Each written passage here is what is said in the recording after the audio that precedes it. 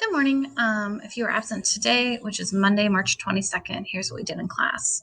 So the first thing we did was talk about science fiction and Ray Bradbury. So you can just quickly read this little two-paragraph slide about Ray Bradbury. He's one of the most famous science fiction writers, and he wrote a ton of stuff. You can see in here like 50 books, hundreds of short stories and plays, and all kinds of stuff.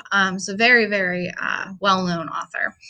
And you're going to be reading today his story, There Will Come Soft Rains. So you can click here for the copy of the story, but I also recorded it. So I have it on Classroom for you. I just recorded myself reading it to my first class. So it's up as a material right. So slow. Right here.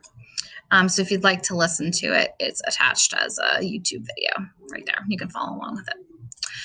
So you can read the story, and then there's a comprehension quiz on Classroom that you should take as soon as you're done with the story. So right here, it's only 5 questions, and it's just like the big sort of plot points in it, so it's not like really picky stuff. After that, there are questions throughout. This one is blank in yours, but you're going to list some traits of science fiction. So these should be general traits. So you wouldn't want to say science fiction involves robotic houses, because not every science fiction story, this one has a robotic house, but instead, what is technology like in a science fiction story? So you want to think like broadly, not just this one particular category.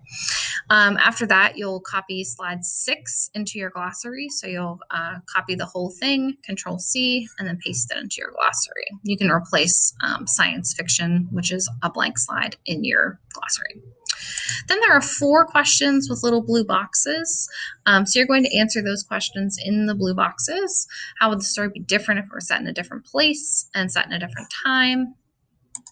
Find me places where the house, the fire, and the appliances are personified. Appliances are things like the dishwasher, the stove. There's like little robotic mice, cleaning mice, those be appliances.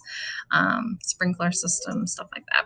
Any like machine, I guess, that kind of helps with house operations. Even clocks, those would be good too.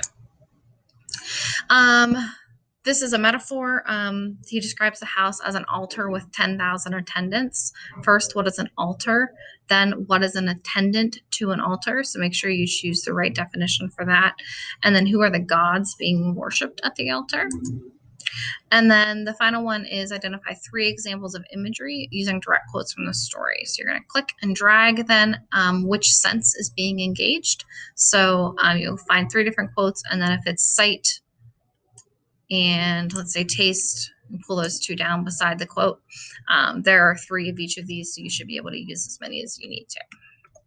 You may have one that's only 1 sense, and that's fine too. After that, you're done with day 1 of the story. We're going to work with it all week. So get familiar with it. We're going to kind of sit with it for a little bit and make sure we understand it. And if you have any questions about the story, if something isn't making sense to you, you can comment it or email me, because there's always a couple things that pop up. Like usually somebody's like, wait, how did the fire start? So we'll want to make sure that we address those questions. So if you have any questions, let me know. Otherwise, have a good day, and I will talk to you tomorrow.